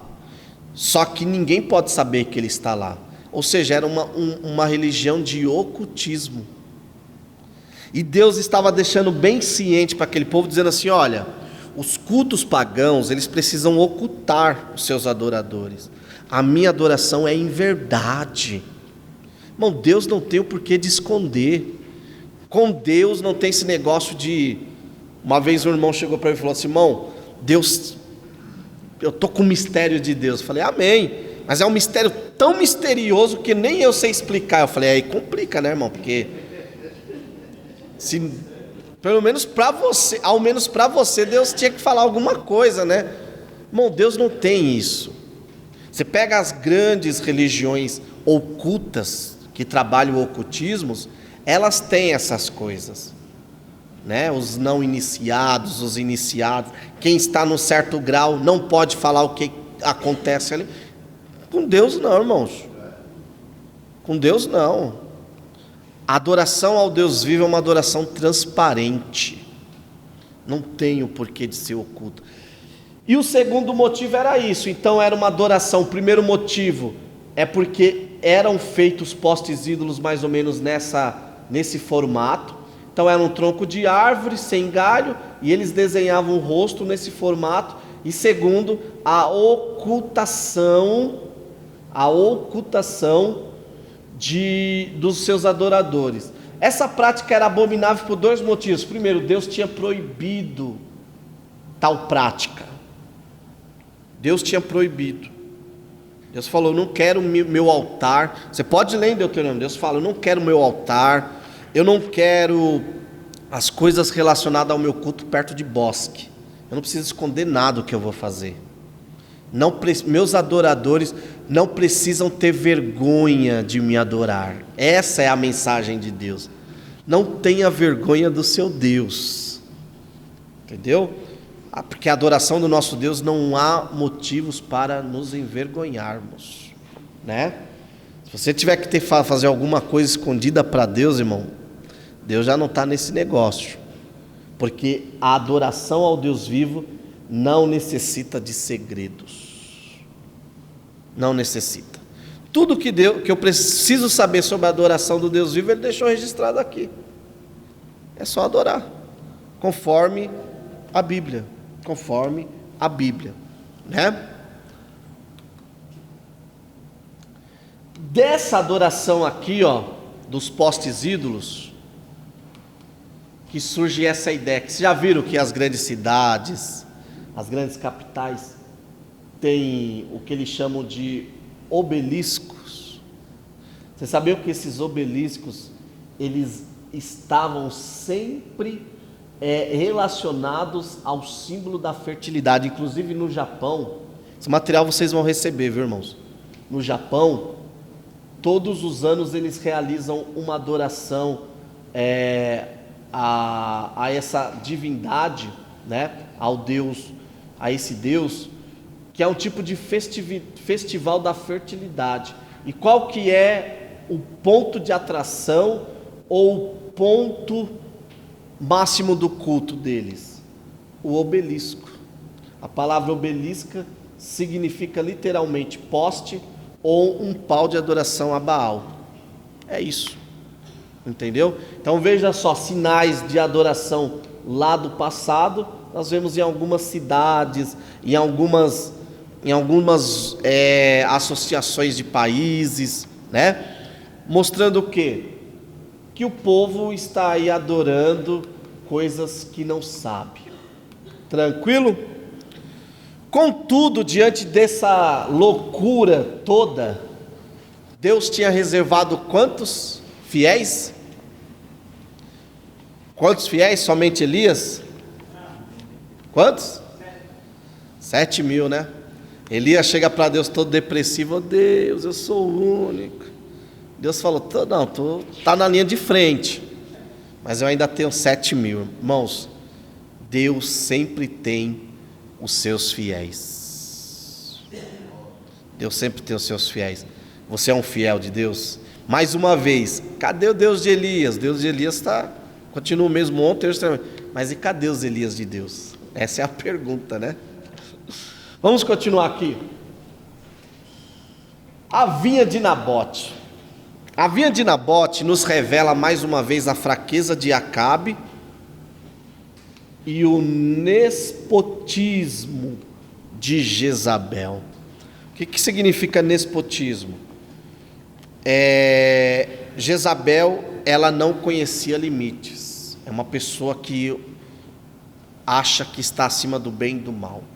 Nós conhecemos algumas pessoas que estão até em evidência aí por causa de julgamentos, que agem assim, né? Acima do bem e do mal. Eu estou acima da própria lei. Assim era Jezabel. Jezabel, ela se considerava uma pessoa tão acima de tudo, que ela se colocava até mesmo acima do próprio rei Acabe. Do próprio rei Acabe, né? Quando, por exemplo, na questão de Nabote, que nós vemos que Acabe não consegue comprar legalmente, ele chega chorando para sua esposa. E o que Jezabel faz? Jezabel escreve uma carta, né? E manda essa carta. Está escrito assim, ó, capítulo 21, versículo 8. Ela escreveu cartas em nome de Acabe, e selando-as com o anel de selar dele, mandou-as aos anciãos e aos nobres que habitavam com Nabote na sua cidade. Então, nós vemos que ela era uma mulher sem limites. O poder de Jezabel também ele é sintetizado por um achado arqueológico, que é o seu sinete. O sinete era esse anel, tá vendo? Eu até pesquisei na internet, esse daqui é o sinete de Jezabel. O que era o sinete? Era um anel que servia como selo. Ou seja, se ela tinha um sinete, é porque ela tinha uma autoridade autorizada pelo seu marido muito grande no reino, a ponto de legislar, reinar, coordenar e falar como no lugar do próprio rei Acabe, como no caso de Nabote foi o que ela fez, né? Foi o que ela fez. Jezabel, ela não conhecia limites, e isso fez com que ela se colocasse acima da lei de Moisés. Por que Nabote não quis vender a sua herança para Acabe? Foi por orgulho? Foi por dinheiro? Não, irmãos. Havia uma lei ali em Números 36:7, que Nabote conhecia muito bem, e nessa lei dizia o quê? Que cada herdeiro devia estar ligado a propriedades de seus pais, preservando a herança de porção da terra prometida. Se Nabote vendesse aquela herança, né, ele estaria assinando um atestado de dependência real. Por isso que ele não quis. Ele falou: calma aí, isso é dos meus ancestrais, eu herdei, meus filhos herdarão. Eu estou aqui, conforme a lei, eu não posso vender. Você vê que Acabe já está ali no nível de apostasia tão grande que nem mais a lei de Moisés ele está considerando. Jezabel, nós até entendemos, irmão. Jezabel não tinha respeito nenhum pelo Deus de Israel, né? Feito isso, né? Uma vez que Acabe deseja, né? Mas Nabote permanece fiel na sua palavra, e lembrando que o empobrecimento não era o problema. Qual é a grande lição que o case, ou que a história de Nabote nos mostra, irmão? Devemos preservar os marcos. Não foi o que Deus falou para Jeremias? Jeremias, fala para esse povo voltar lá para os marcos antigos. Meus irmãos, história é história, e Deus respeita. Deus respeita. Eu posso não respeitar a história do lugar que eu estou, mas Deus respeita. E Deus, agora eu vou falar como um estudante de história, Deus trabalha dentro ou por meio da história do povo, né? Certo historiador dizia: quer acabar com a história de um povo? Mude a sua música, né? Mude a sua música, coloque outras músicas. A música fala quem é o povo. No caso nós aqui da Assembleia, nós temos a harpa é a nossa história. Aí eu vou falar meu lado histórico, de historiador, de pessoa que estuda história. Quando eu...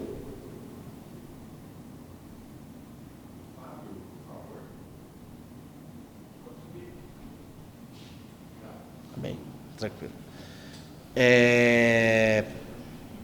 Quando, por exemplo, eu me deparo com o hino 126, né, que fala ali que os mais belos hinos e poesias foram escritos em tribulações. Aí quando eu conheço a história, poxa vida, a Frida escreveu esse hino depois de sepultar a sua filhinha, e meses depois sepulta o seu marido, e a mulher diz que as letras, que ela era uma grande compositora, uma grande escritora, foram dadas por Deus a ela em meio às tribulações. Está vendo como faz sentido? Quando você escuta um hino, né, que diz: tu és o rei dessa nação, já ouviram? Mas o que quer dizer? Não, é um pastor que estava orando lá na Europa, pedindo um avivamento para a Europa, e Deus falou para ele: você e muitos saberão que eu ainda sou o Deus dessa nação. O diabo, quando quer nos apostatar da fé, irmãos, ele muda o nosso vocabulário. Essa briga de pronomes neutros, irmãos, isso é coisa espiritual e do inimigo. Por quê? Porque o nosso idioma, o nosso vocabulário deve glorificar a Deus. Deus escolheu se revelar por meio da linguagem. Aqui, ó, a Bíblia é um livro escrito. Então leia a Bíblia todos os dias, porque a não leitura da Bíblia diária é uma negligência, é uma quebra de marcos. Então, Nabote nos ensina isso: não mude, não quebre, não deixe, né? Então você vê igrejas com as suas histórias, né? Mas por que tem uma prancha ali? Aí eu falo porque eu sei a história. Por que o púlpito é uma prancha?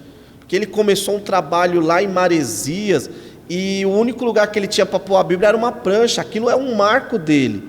Ele fala que toda vez que ele vê aquela prancha, ele lembra que Deus, lá a partir de Maresias, do litoral norte, veio trazendo uma onda de avivamento no meio dos jovens. Mas por que aquela igreja tem isso? Devemos respeitar. Sabe quem que não respeita Marcos? Jezabel. O espírito de Jezabel chega e diz: temos que mudar tudo, temos que revolucionar tudo, nada que foi presta, tudo tem que ser novo, atualiza tudo, vamos atualizar tudo, vamos dar um upgrade em tudo, porque nada presta, o que presta agora é o que eu penso. Recente conversava com o irmão que, assim como eu, gosta muito de teologia, e nós falamos um para o outro: se hoje nós temos liberdade, podemos estudar teologia, grego, hebraico, tantas outras matérias, porque teve pessoas que não tiveram a mesma oportunidade que nós, mas que tiveram joelhos calejados e olhos cheios de lágrimas. E eu tenho que respeitar esses marcos. Posso chegar aqui e falar: irmão, lá atrás, ó, não. Eles deixaram o legado, e eu, que legado estou deixando para a próxima geração, né? Então, o caso de Nabote nos mostra isso, irmãos. Os marcos devem ser respeitados, né? Quem não respeita marcos são o espírito de Jezabel. E aí Jezabel, ela tem um plano diabólico. Olha o que ela fala. Ela já não tinha escrúpulo, né? Aí ela tem um plano diabólico.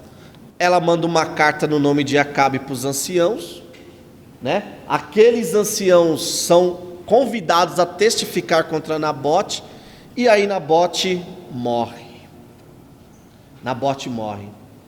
Tem alguns casos, algumas situações aqui sobre Nabote. Primeiro, Nabote e seus filhos morreram, porém morreram fiel. Hoje à tarde, revisando, eu lembrei dos mártires, né? Você vai negar a Cristo? Policarpo, vai negar a Cristo? Mas eu sirvo a Jesus há tanto tempo, Ele nunca me fez mal nenhum, por que eu negaria? Né? John Hus, diz que John Hus, enquanto queimava, ele cantava, e os algozes ficavam com mais raiva, né? O Wycliffe morreu naturalmente, mas 100 anos depois, um bispo se levanta com tanto ódio de Wycliffe, fala, ó, pega os restos mortais de Wycliffe, os ossos dele queima e lança no rio. Só que Deus sabe, irmão, onde estão as cinzas de Wycliffe. Deus sabe aonde está aqui as cinzas de Nabote. Porque o corpo de Nabote, dos mártires que morreram fielmente, tombaram, mas seus espíritos e almas estão vivas diante de Deus. É isso que nós cremos. Então Nabote morre, mas herda a vida eterna. Herda a vida eterna. E aí, eu penso, lendo a história da narrativa de Acabe, que a morte de Nabote aqui, do jeito que foi, irmão, foi o fim do caminho para Acabe. Creio que Deus do céu falou, não, agora chega. Essa família extrapolou todos os níveis de moralidade, de respeito. Quebraram todos os níveis. E aí, Acabe faz uma aliança com Josafá, né? Eu acho que vocês devem conhecer a história. E nessa aliança, eles pegam e querem invadir a Síria. E aí no capítulo 22 tem um caso muito, que eu acho fantástico. Josafá, um rei temente a Deus do reino sul, fala assim, ô Acabe, nós vamos, mas só depois de consultar o Senhor, chama os seus profetas. E aí vai um monte de profeta ali, tudo liderado por Zedequias, né, que era, vamos dizer assim, um chefe dos profetas, e toma, pode ir, o Senhor está nessa aliança, o Senhor é contigo. Eu penso que Josafá olhou e falou, tem coisa estranha nisso daí, não é possível, tem coisa estranha aí. Ô Acabe, não tem mais profeta? Aí Acabe fala, tem o Micaías, mas eu não gosto muito dele, porque ele só fala coisa ruim ao meu respeito. Traz, por isso que eu coloquei aqui 2 profetas, traz. Assim que Micaías entra na reunião, ele fala, olha, eu vi um espírito maligno da parte do Senhor na boca desses profetas todos. Irmão, é muita coragem, e tem que ser homem de Deus. Aí Zedequias, versículo 24, eu acho bem interessante. Zedequias fere Micaías na boca, né? E fala assim, você está falando que o Espírito do Senhor saiu de mim? Aí Micaías só responde, naquele dia saberás, quando você tiver que se esconder. Já falando da matança que ia haver sobre os profetas de Acabe. Aí Acabe fala assim, ó, prende Micaías, e quando eu voltar, eu vejo o que eu faço com ele. Tá bom? Aí o versículo 28 eu gosto demais, irmão. Olha o que Micaías responde, segundo 1 Reis, capítulo 22, versículo 28. Micaías respondeu, se tu voltares em paz, o Senhor não tem falado por meu intermédio. Disse mais, ouvi todos os povos. Homem de Deus, né, irmão? Pergunta, Acabe voltou? Só que Acabe, irmãos, Acabe, ele era, vamos dizer assim, ele tinha se desviado da fé. Você viu aquela pessoa que se desvia, mas sabe? Uma vez eu conversei com uma pessoa que se afastou da fé, e ele falou assim, ô Sérgio, eu sei que eu estou errado, que se Jesus voltar eu vou para o inferno.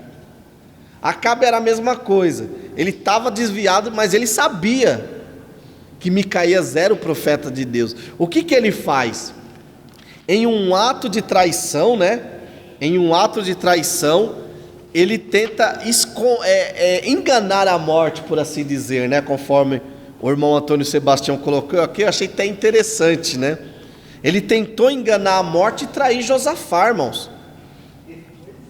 Ali ele estava tentando fazer 2 coisas. Primeiro, fazer o profeta Micaías passar por mentiroso, e segundo, com a morte de Josafá, ele tinha uma oportunidade de invadir o reino do sul também.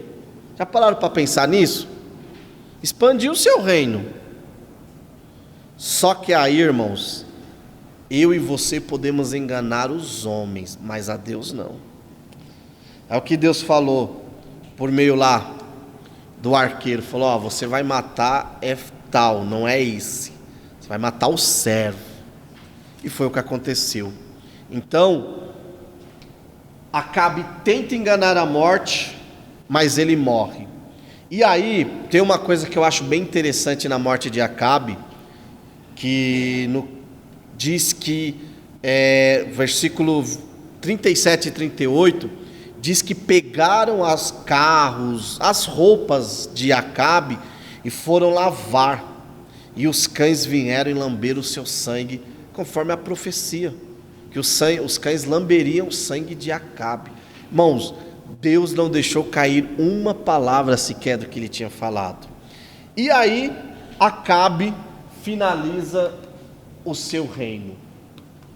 21 anos, né? Teve um momento de arrependimento. Esse momento de arrependimento adiou, daqui a pouco veremos, em cerca de 14 anos aí, a posse de Jeú, mas não foi o suficiente para que ele morresse nos mesmos pecados que Jeroboão. Tranquilo? Agora a lição de número 4, ela fala sobre a segunda parte do reino, né? Que vai de Acasias até Oséias. Três coisas eu preciso compreender aqui. Primeiro, esse Jeú, o 10º rei, não é o profeta Jeú. Você lembra que eu falei para vocês no começo da aula? Ponto. Esse Jeroboão 2 não é o Jeroboão 1. Aqui temos um intervalo muito grande. É outro Jeroboão. Esse daqui não tem nada a ver com esse Jeroboão. Tá bom? E duas coisas aqui envolvendo o nome de profetas, tá? Zacarias não é o profeta Zacarias.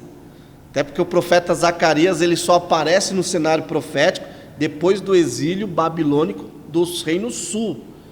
Esse rei aqui não tem nada a ver. E o Oséias aqui, ele também não é o profeta Oséias, viu? Daqui a pouco veremos que o profeta Oséias, ele exerce sim um ministério, né, no reinado de algum rei aqui, mas não tem nada a ver. Esse Oséias aqui é só um rei que foi perverso também, tá bom? É bom saber disso, porque para não confundir, Oséias foi profeta e rei, Zacarias, entendeu? A linha em tempo, quando você vai ler a Bíblia, a vida dos personagens, ela é muito importante para você entender por que fala tal coisa ou acontece tal coisa, tá bom? Vamos lá. Nós veremos aqui que depois de Acabe, tirando aí 2 reis, os reinados são muito curtos. Por quê? Porque o reino norte aqui, irmão, só estava ladeira abaixo. Depois que Acabe morre, parece que o nível moral ia só declinando, né? Então Jeoacás reinou 17 anos, do ano 813 a 793, né?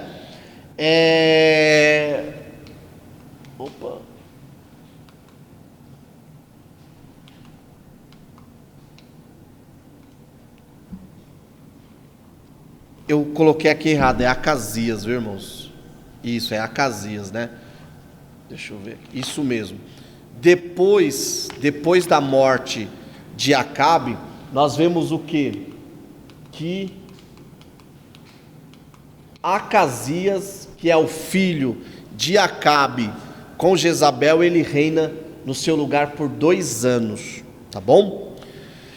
Só que Deus tinha falado por meio de Elias que a descendência de Acabe seria exterminada também, né? E isso acontece.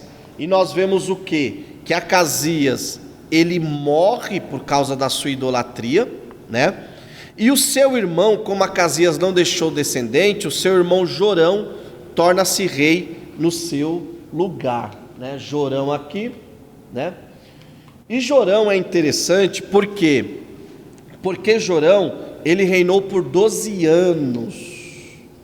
Por 12 anos. E aí depois desses dois descendentes aqui, vamos dizer, de Acabe, chega Jeú na história. Jeú, ele é conhecido, né? Conhecido como o chicote de Deus. Deus falou assim: eu vou trazer juízo sobre a casa de Acabe, e vai ser por meio de Jeú.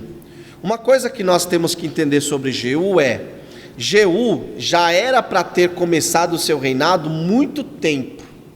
Porém, como Acabe teve ali um período de arrependimento, por assim dizer, digamos que a unção de Jeú ela foi adiada por um período de 14 anos.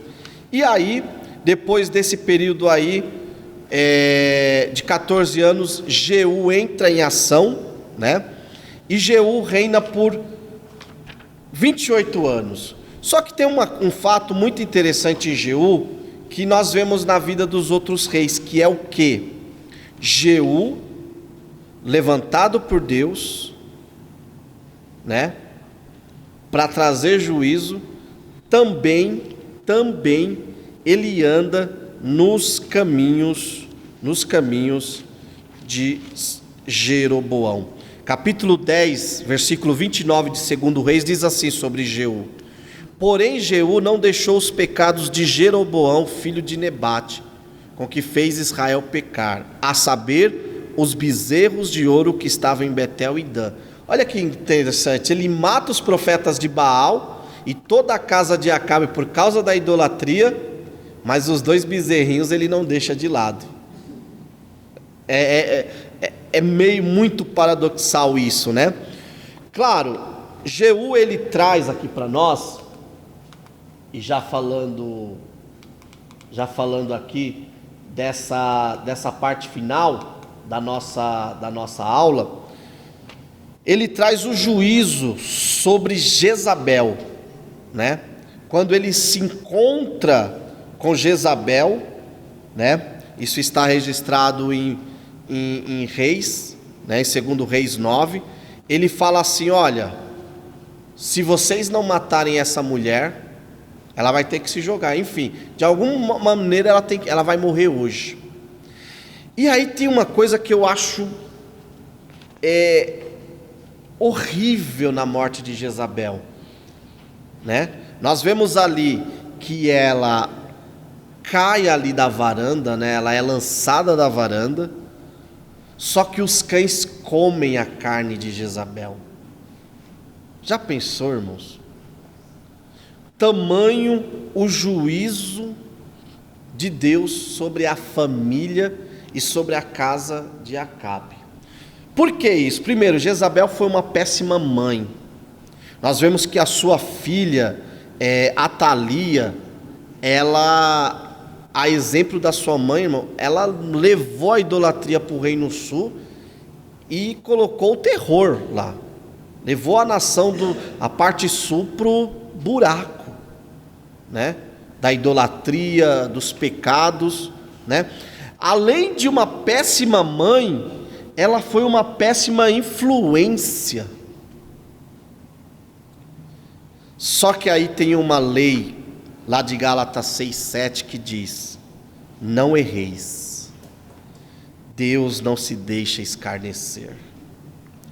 E Acabe e Jezabel, sua família, escarneceram de Deus. E Deus falou: agora chegou a hora do juízo. Irmãos, não escarneça de Deus. E esses também que estão escarnecendo, eles estão esquecendo disso, né? Com Deus não se brinca. Não se brinca. Continuando aqui falando agora já dos períodos mais curtos. Jeoacás, né? Página 87, que reinou 17 anos. A exemplo, vamos dizer assim, dos outros reis, ele não se apartou dos pecados de Jeroboão. Você vai ver que agora, quando você lê as biografias dos reis, a partir do capítulo 13 de 2 Reis, irmãos, é tudo curtinho. Ele reinou e não se desviou do caminho do seu pai. Ele reinou e não se... Além deles não se desviarem dos caminhos do seu pai, tirando Jeroboão II, eles não fizeram mais nada de frutífero. Tamanho pecado daqueles reis. E o que a idolatria faz? A idolatria nos torna infrutíferos. O pecado nos torna infrutíferos, né? Nós vemos Jeoás, que reinou aí 16 anos, a mesma coisa, dormiu, foi sepultado e não se desviou dos caminhos de Jeroboão. É a moda.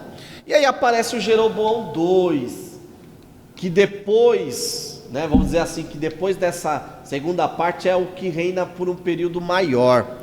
Jeroboão II, ele é conhecido por sua, vamos dizer assim, pelos seus avanços políticos. E se lembra que eu falei para vocês que foi num período de um desses reis que Oséias, o profeta, começa o seu ministério? Oséias, ele inicia o seu ministério aqui, ele teve o seu ministério no reinado de Jeroboão II. Oséias, o profeta, tá? Não tem nada a ver com o rei, né? O que nós vemos quando nós lemos o livro do profeta Oséias? Nós vemos que a nação estava bem politicamente, enquanto nação, mas espiritualmente, irmãos, estava como uma prostituta. Não é isso que Deus fala para Oséias? Oséias, vai lá e casa com uma mulher, né? Uma mulher, uma prostituta, porque eu darei uma lição para esse povo. Eu fico imaginando, agora que vocês se contextualizaram, dá para imaginar essa nação que passou por Acabe, por Jezabel, por toda essa coisa, esse povo louco, vendo um profeta de Deus se casando com uma prostituta e trazendo uma mensagem? Dá para vocês imaginarem como que foi acolhida aquela mensagem? Mas se alguém aqui não leu ainda, lê o livro do profeta Oséias, irmãos. É uma demonstração do amor de Deus por nós, por aquela nação e por nós. Que eu possa estar no fundo do poço, mas Deus ainda continua me amando. E se eu me arrepender, Ele ainda tem graça para mim.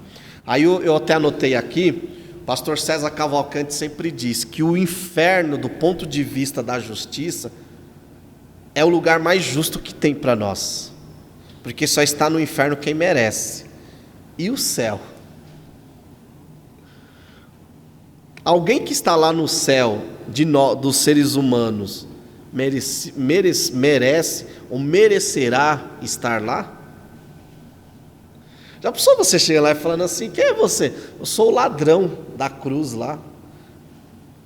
Aí claro, ele não vai ter lembrança, mas vamos conjecturar se ele tivesse lembrança. O que você fez? Mas matei crianças, matei mulheres, matei pais de família e estou aqui. Né, irmãos? Esse é o céu. E essa é a grande aula do livro de Oséias. O livro de Oséias é fantástico, né? Leia. É um livro, não é tão fácil de entender, mas a mensagem central dele é essa. O amor de Deus, como dizia D.A. Carson, tem um livro dele, A Difícil Doutrina do Amor de Deus. O amor de Deus é uma coisa difícil de se entender, né? Nós só temos que crer e aceitar. Mas vamos continuar aqui. Depois aqui, conforme eu coloquei, né, o contexto do profeta Oséias, o rei Zacarias reina 6 meses, aí você vê que já começa a diminuir. Salum reina por 1 mês, Menaé reina por 10 anos, Pecaías reina por 2 anos, Peca reina por 20 anos, né? Sendo que 20 anos ali foi, vamos dizer assim, um governo de 3 pessoas, né? Algo bem conhecido. Oséias, que foi o último rei, reina por 9 anos. O que caracteriza todos esses, de Zacarias até Oséias? traição, o servo matando o Senhor,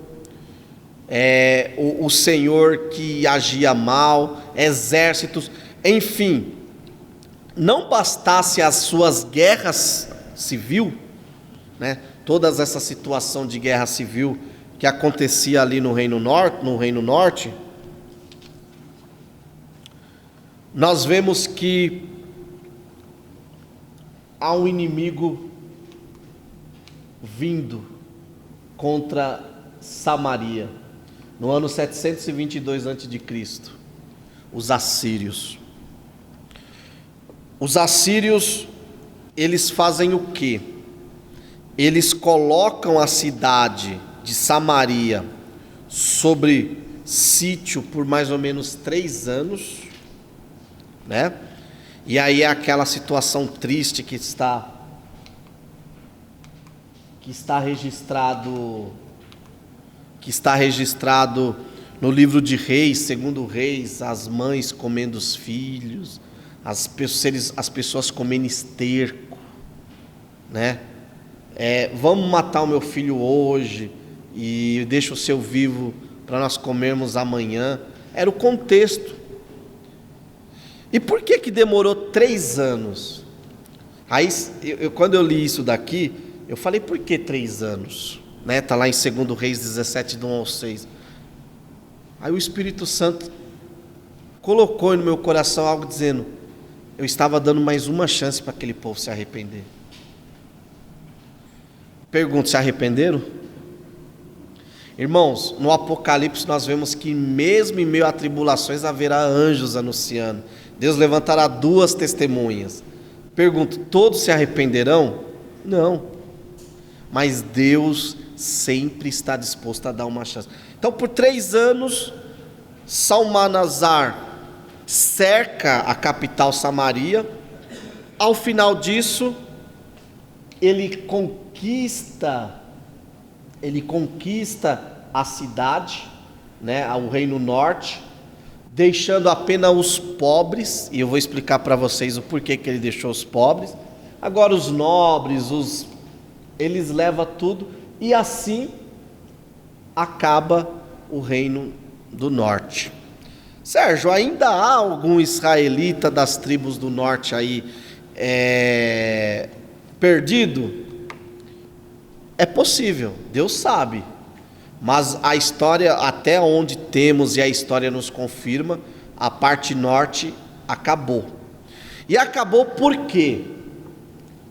Porque os assírios, para falar dos samaritanos, a fim de finalizar essa aula de hoje, os assírios, eles tinham uma política muito interessante sobre os povos conquistados. O que eles faziam? Além de destruir você enquanto nação, eles destruíam vocês enquanto identidade, cultura e tradição. Então o que eles fizeram? Você lembra que eu falei que eles deixaram os pobres?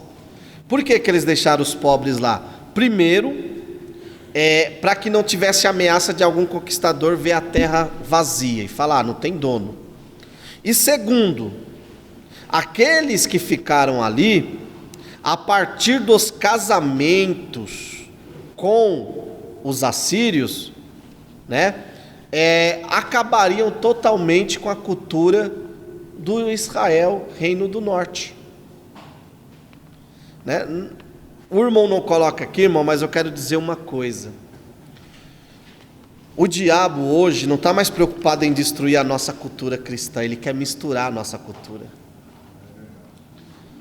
Então, por exemplo, não tem problema, o cara canta na igreja de domingo e à noite ou de semana, está cantando no barzinho para o mundo.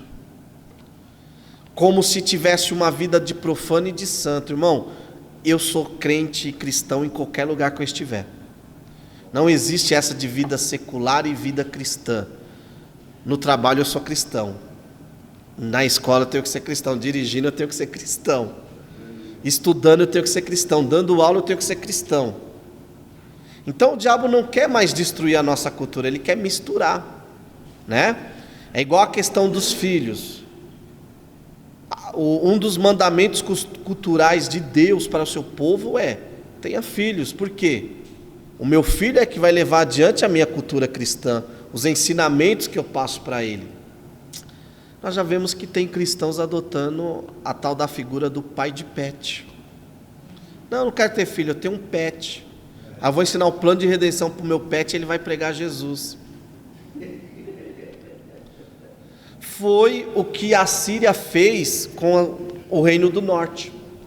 Ele deixou uma certa quantidade de população ali, misturou aquela pequena população com os assírios, e daí surgiram os samaritanos, que até hoje tem, tá bom? Até hoje existe o samaritano. Aqueles samaritanos da época de Jesus não eram os samaritanos do Reino do Norte, como está no livro de Reis. Aqueles samaritanos já eram esses samaritanos misturados, né? E qual que é a diferença desses samaritanos, né? O que eles creem? Primeiro, eles creem no Pentateuco. Mas eles creem no Pentateuco de forma diferente, porque o Pentateuco fala do Messias, mas eles creem que o Messias não é descendente de Davi, né? E seria um novo Moisés. No livro não está aí, mas há uma linha que diz que eles creem que seria tipo um tipo de encarnação de Moisés, o mesmo espírito, sabe aquela coisa, o espírito de Moisés, né? Os samaritanos hoje eles se localizam ali. Eu fui até pesquisar, eles estão localizados ali na parte ali da Cisjordânia, né? Até o irmão coloca aqui. É um grupo pequeno, porém é um grupo que os judeus ortodoxos não consideram como judeus, que os judeus ortodoxos já falam, não, isso aí não tem nada a ver com judeus. Já o Estado israelense os reconhece, né, como judeus, os reconhece como judeus, como descendentes, inclusive eles são protegidos, né, pelo Estado de Israel, né? Eles falam ali o idioma hebraico, né, o hebraico moderno, né? Há algumas linhas, dependendo dos atos litúrgicos, que utilizam um tipo de hebraico samaritano ou hebraico antigo, mas via de regra eles falam hebraico ou árabe palestino, entendeu? E é isso. No Novo Testamento os samaritanos aparecem em 3 ocasiões. A primeira ocasião é aquela mulher samaritana. A segunda ocasião é sobre Lucas capítulo 9, versículos 51 e 56, que é a questão de quando ele fala para ir preparar uma pousada ou encontrar ali um local para descanso. E o terceiro, a parábola do bom samaritano, que é São Lucas capítulo 10, versículo 25 e 37. Para finalizar essa primeira parte, porque as segundas partes, né, nas próximas lições, falaremos sobre Elias e já entraremos a fundo no Reino Sul. O que fica para nós? Fica para nós desse Reino Norte, irmãos, que foi destruído aqui em 722, 19 reis.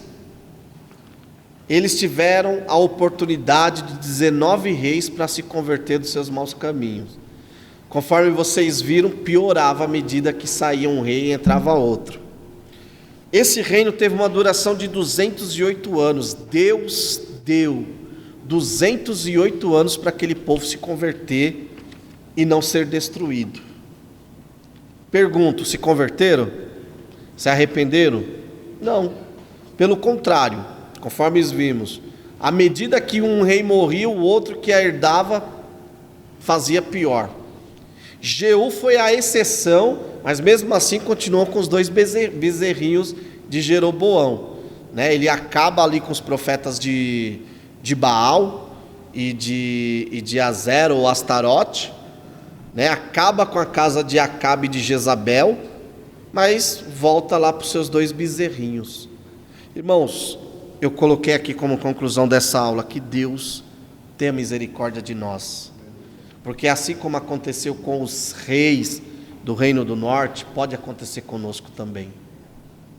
Pode acontecer conosco. Deus está nos dando oportunidade, em vez de me arrepender, eu mergulho cada vez mais no pecado e me afasto de Deus. Mas que Deus tenha misericórdia de nós. Amém? Hoje é a nossa última aula do ano. Voltamos agora só em janeiro, né? Vocês têm o meu contato. Se não tiver, peça para a irmã Cida.